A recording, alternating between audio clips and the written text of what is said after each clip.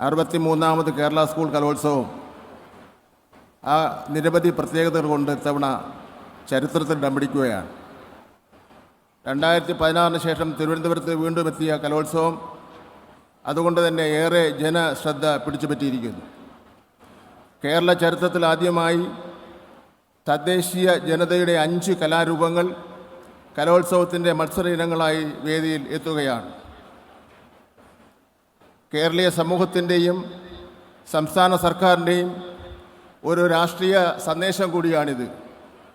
ഇന്ന് മുതൽ 8-ാം തീയതി വരെ സംസ്കൃത കലോത്സവം, അറബി കലോത്സവം ഉൾപ്പെടെ 25 വേദികളിലായി 249 മത്സര ഇനങ്ങളിലായി 15,000-ഓളം വരുന്ന കലാപ്രതിഭകളാണ് മാറ്റുരയ്ക്കുന്നത്.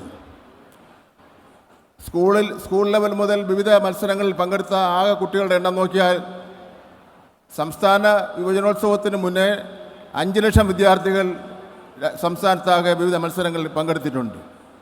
കഴിഞ്ഞകാല അനുഭവത്തിൻ്റെ അടിസ്ഥാനത്തിൽ ഒരു ദിവസം 20,000 പേർ ഭക്ഷണത്തിനുണ്ടാകുമെന്ന് പ്രതീക്ഷിക്കുകയാണ്. 4,000 പേർക്ക് ഒരേ സമയം ഇരുന്ന് കഴിക്കുവാനുള്ള പന്തലാണ് പുത്തരിക്കണ്ടം മൈതാനത്ത് നിർമ്മിച്ചിരിക്കുന്നത്. ഫലപ്രഖ്യാപനം ജനങ്ങൾക്ക് എത്തിക്കുന്നതിന് PRDയും മാധ്യമങ്ങളും വിപുലമായ സജ്ജീകരണങ്ങൾ ഒരുക്കിയിട്ടുണ്ട്. കൈറ്റ് വിക്ടേഴ്സ് ചാനൽ മത്സരഫലം തത്സമയം നൽകും.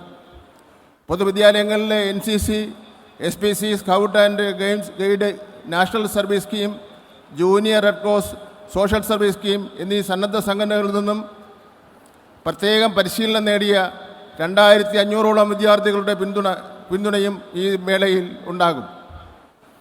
Police, excise, fire force, water authority, KECB, ആരോഗ്യവകുപ്പ്, KSRTC, നഗരസഭ തുടങ്ങിയ വിവിധ ഏജൻസികളുടെ സഹായത്തോടുകൂടി വിപുലമായ സജ്ജീകരണങ്ങളാണ് നഗരത്തിൽ ഒരുക്കിയിട്ടുള്ളത്.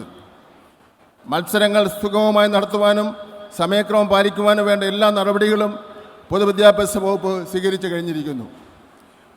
കുട്ടികളെ താമസിക്കുന്നതിന് വേണ്ടി 26 സ്കൂളുകൾ സജ്ജമാക്കിയിട്ടുണ്ട്. 10 സ്കൂളുകൾ റിസർവായി കരുതിയിട്ടുണ്ട്. സംസ്ഥാന സ്കൂൾ കലോത്സവത്തിൽ മത്സരത്തിനായി എത്തിയിട്ടുള്ള എൻ്റെ പ്രിയപ്പെട്ട കുഞ്ഞുങ്ങളോട് എനിക്ക് പറയുവാനുള്ളത്, വിജയമല്ല പങ്കെടുക്കലാണ് ഏറ്റവും പ്രധാനപ്പെട്ട കാര്യമെന്ന് ഞാനിവിടെ സൂചിപ്പിക്കുകയാണ്.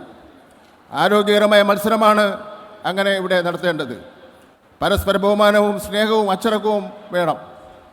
ഇത് കലാധ്യാപകരുടെ മത്സരമല്ല, രക്ഷകർത്താക്കളുടെ മത്സരമല്ല, നമ്മുടെ കുട്ടികളുടെ മത്സരമാണെന്നുള്ള കാര്യം ഞാൻ ഓർമ്മപ്പെടുത്തുകയാണ്.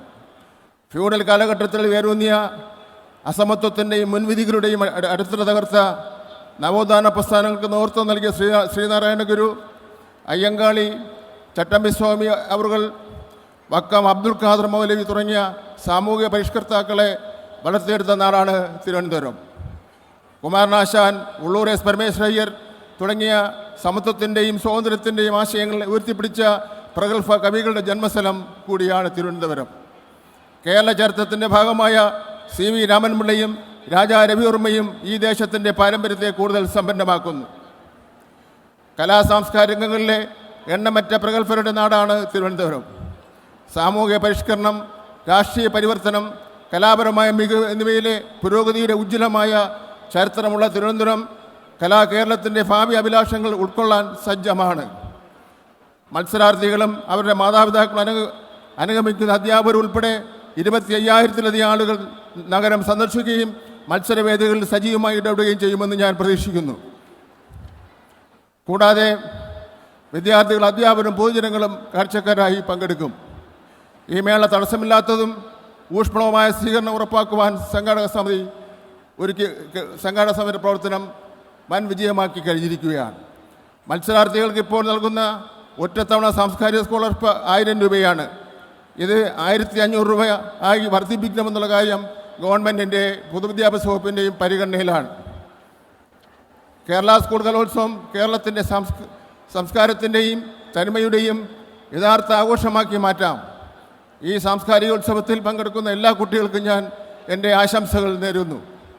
കേരളത്തിലെ പൊതുവിദ്യാഭ്യാസ മേഖലയുടെ കരുത്ത് പൊതുസമൂഹത്തിൻ്റെ പിന്തുണയാണ്. കേരള സ്കൂൾ കലോത്സവം വൻ വിജയമാക്കുവാൻ എല്ലാ പിന്തുണയും പൊതുസമൂഹം നൽകണമെന്ന് ഞാൻ അഭ്യർത്ഥിക്കുന്നു. ബഹുമാനപ്പെട്ട മുഖ്യമന്ത്രിയുടെ പൂർണ്ണ പിന്തുണ കേരളത്തിൻ്റെ പൊതുവിദ്യാഭ്യാസ വകുപ്പിന് ഉണ്ട്. പ്രത്യേക ഒരു പരിഗണന ലഭിക്കുന്നുണ്ടെന്നുള്ള കാര്യം കൂടി ഞാൻ സന്തോഷത്തോടു കൂടിയും ആത്മവിശ്വാസത്തോടു കൂടിയും നിങ്ങളെ അറിയിക്കുവാൻ ഞാൻ ആഗ്രഹിക്കുന്നു. 25 മത്സരവേദികളാണുള്ളത്. കേരളത്തിലെ 25 നദികളുടെ പേരാണ് വേദിക്ക് നൽകിയിരിക്കുന്നത്. പ്രധാന വേദിയായ സെൻട്രൽ സ്റ്റേഡിയത്തിന് ഭാരതപ്പുഴ എന്നാണ് പേര് നൽകിയിരുന്നത്. എന്നാൽ എം ഡിയുടെ വേർപാടിന് ശേഷം എം ഡി നിള എന്ന് മാറ്റി നിശ്ചയിക്കുകയായിരുന്നു. ഭാരതപ്പുഴയുടെ ഓമനപ്പേരായ നിളയെക്കുറിച്ച് എം ഡി ഉദ്ധരിച്ച വാക്കുകൾ പറഞ്ഞുകൊണ്ട് ഞാൻ എൻ്റെ അധ്യക്ഷ പ്രസംഗം അവസാനിപ്പിക്കുകയാണ്. അറിയാത്ത അത്ഭുതങ്ങളെ ഗർഭത്തിൽ വഹിക്കുന്ന മഹാസമുദ്രങ്ങളെക്കാൾ അറിയുന്ന എൻ്റെ നിള നദിയാണ് എനിക്കിഷ്ടം. നന്ദി, നമസ്കാരം.